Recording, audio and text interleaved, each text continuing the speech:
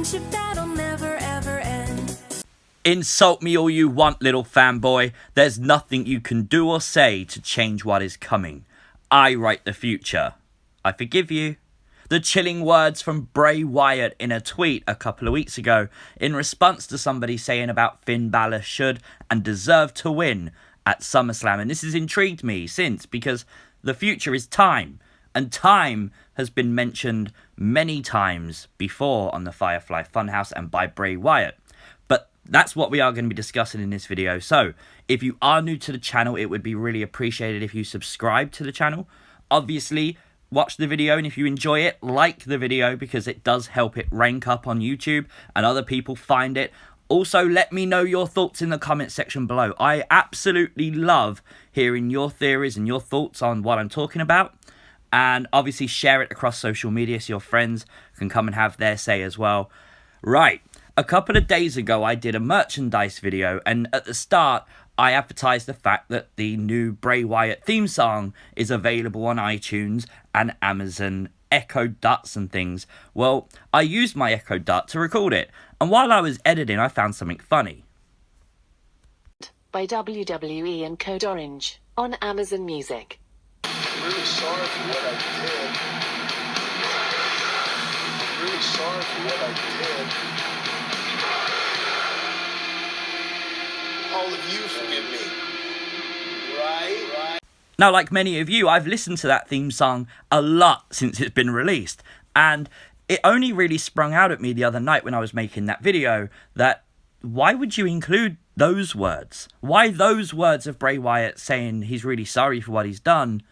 You forgive me, right? And what are we forgiving him for? What has he done? Well, a few weeks ago, we also got this tweet from Bray Wyatt saying, what if within the confines of a suffering mind, several narratives are happening simultaneously? Only one of them is the timeline you live in. But who's real? Several people in one vessel live in their own reality, but surely only one is self-aware. Now, that's interesting because once again, it mentions time. And I know a lot of other YouTubers seem to believe that this is talking about multiple different timelines that we're all seeing play out at once. Only one of them can be real. Now, reality is what we see on WWE. It's actually what happens. And it's interesting because that means the Fiend has to be real. Now, why would Bray Wyatt be apologizing for what he's done? Right? It doesn't make a lot of sense. Unless what he's done hasn't happened yet. Now, I know some of you think that's really out there, but in an interview a while ago with Inside the Ropes, Braun Strowman actually said that, oh man, Bray Wyatt, his mind is like no one else's. The things he's capable of thinking and coming up with, everything is his idea. All this Firefly Funhouse, everything. It's great to have Bray back, etc. You can read the rest. But Braun is talking about the fact that this is all down to Bray. And WWE creative, we all know it's not the best. But Bray Wyatt's creative side has been shown and it's been proven.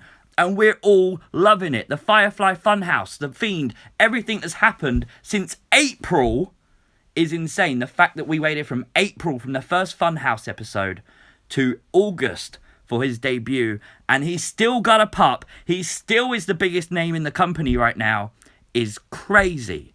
But what could Bray Wyatt mean by all of this?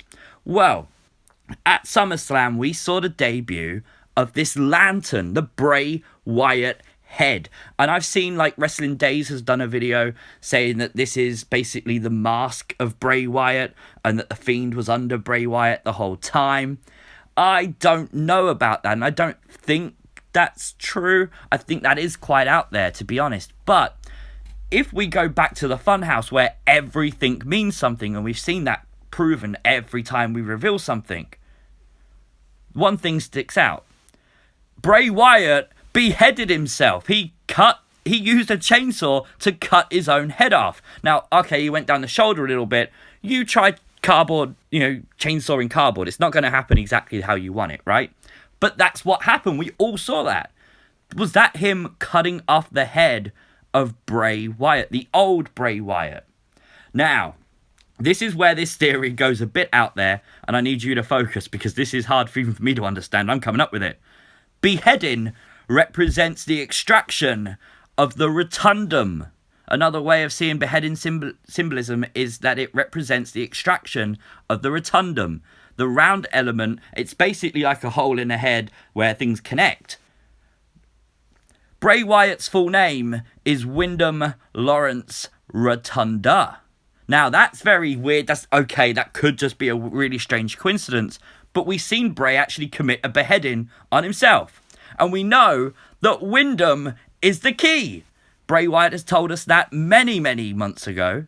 And we've been thinking Wyndham's the key, Wyndham's the key. Wyndham could be the key because his surname's Rotunda. And Rotunda could be the key after all. Like, you know, the person is definitely the key.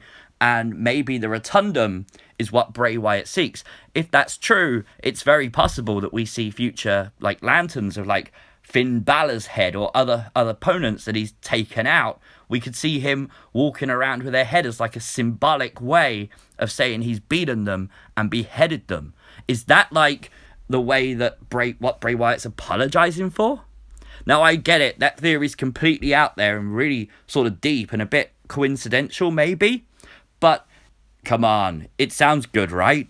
Let me know your thoughts in the comments section below like you always do. It'd be really interesting to find out what you think.